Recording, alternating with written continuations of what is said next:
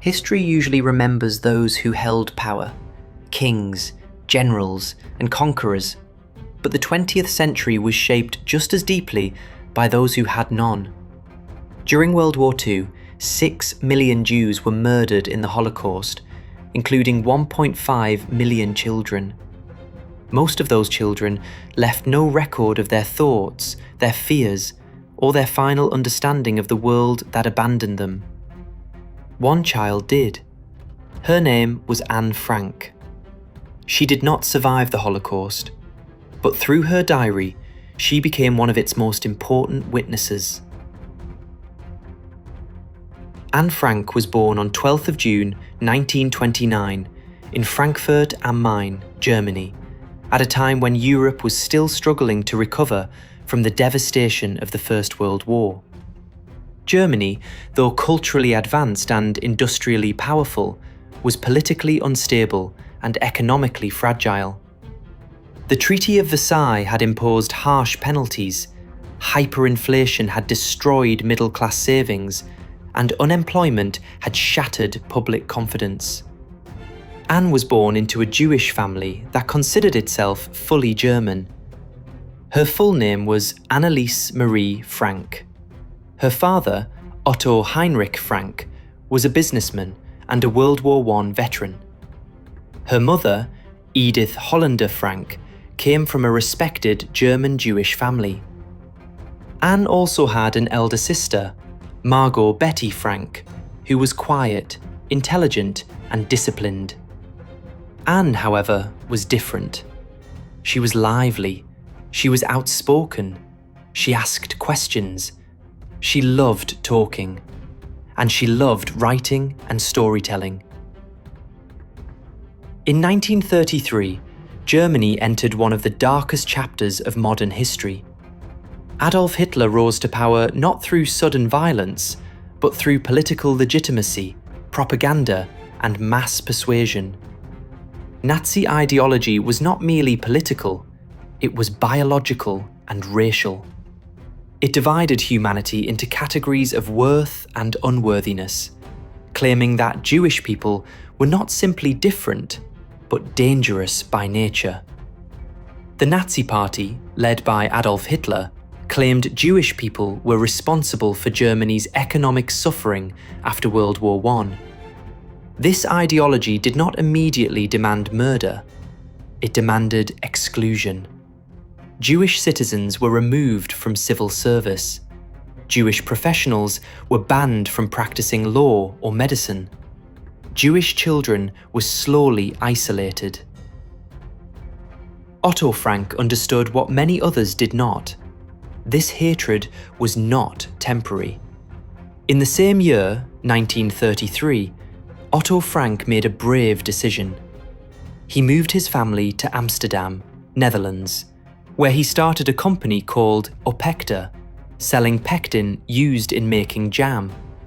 This decision saved their lives, at least for some time. For Anne, these years were joyful. She attended school, learned Dutch quickly, formed friendships, and began writing imaginative stories that revealed a natural narrative instinct. But Europe was already sliding toward disaster. In May 1940, Nazi Germany invaded the Netherlands. Once again, fear returned. The Nazis introduced strict anti-Jewish laws. Jewish children were forced to attend separate schools. Jewish people were not allowed in parks, cinemas, or shops. They had to wear a yellow star on their clothes. Anne was just a child, yet she understood one painful truth. She was being punished for something she did not choose. Between 1941 and 1945, Nazi Germany implemented the Holocaust, not as spontaneous violence, but as a carefully designed system of annihilation. 6 million Jews were murdered. 1.5 million of them were children. Millions of others, Roma, disabled individuals, political prisoners, LGBTQ+ people, were also killed. Death camps such as Auschwitz-Birkenau, Treblinka, and Sobibor were designed not for imprisonment, but extermination. Europe had become a killing ground. On 12th of June 1942, Anne turned 13. On her birthday, she received a red and white checkered diary. She named it Kitty. At first, it was just a place to write thoughts. Soon, it became her best friend, because within weeks, Anne's life completely changed. On July 5th, 1942, Margot Frank received a notice to report to a Nazi labour camp. The family knew what that meant. They had no time. They had no choice. They went into hiding. They disappeared. Behind Otto Frank's office at 263 Prinsengracht, there was a small hidden space. A secret space concealed behind a movable bookshelf. It later became known as the Secret Annex. For over 2 years, Anne and 7 others lived there in silence. The Frank family, Otto, Edith, Margot, and Anne, the Van Pels family, Peter and his parents Herman and Auguste, and Fritz Pfeffer, a dentist, all sought refuge there. They could not step outside. They could not make noise during the day. They could not walk freely, use the toilet, drop objects, or speak loudly. They lived with constant fear of being discovered. Every sound could mean death. They depended entirely on a few brave helpers: Miep Gies, Bep Voskuil, Victor Kugler, Johannes Kleiman. These people risked their lives every day to bring food, books, and news from the outside world. Inside the secret annex, Anne wrote. She wrote about fear. She wrote about growing up.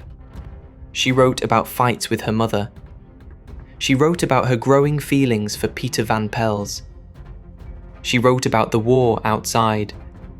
But most importantly, she wrote about hope, even when hope felt difficult. In 1944, Anne heard a radio broadcast.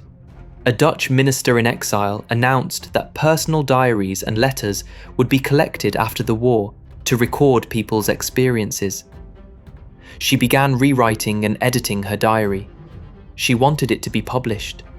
She wanted her voice to survive. Her diary slowly transformed from a private journal into a powerful historical document. Anne once wrote, "In spite of everything, I still believe that people are really good at heart." These words were written by a girl hiding from people who wanted her dead. That is what makes them unforgettable.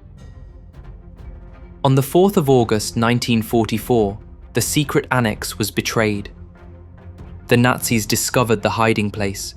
Anne, her family, and the others were arrested. Their world collapsed in a single moment. They were first sent to Westerbork transit camp and later deported to Auschwitz concentration camp. Men and women were separated. Otto Frank never saw his wife or daughters again. Anne and Margot were later transferred to Bergen-Belsen camp in Germany. Conditions were cruel beyond imagination: hunger, cold, illness, and exhaustion. Margot died first. Anne followed shortly after. In early 1945, Anne Frank died of typhus in Bergen-Belsen camp. She was 15 years old. The war ended just weeks later. After the war, Otto Frank was the sole survivor of the 8 people in the secret annex. He returned to Amsterdam. There, Miep Gies gave him Anne's diary and papers. She had saved them, hoping one day she could return them to Anne. Otto read his daughter's words. He dedicated the remainder of his life to publishing Anne's diary and promoting reconciliation and human rights. In 1947, the diary of a young girl was published. The world finally heard Anne's voice. Today, the diary has been translated into more than 70 languages and sold more than 30 million copies. It is one of the most read books in human history. Anne Frank represents millions who never had a voice. Her diary is proof. Proof that hatred begins small. Proof that words can outlive murderers. Anne once wrote, "How wonderful it is that nobody need wait a single moment before starting to improve the world." She did not improve the world with power. She improved it with words. And those words still live. Anne Frank's life was short, but her voice is eternal. And as long as we read her words, she is never truly gone.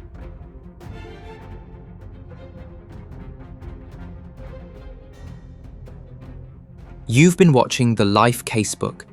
Thank you so much and have a great, great day.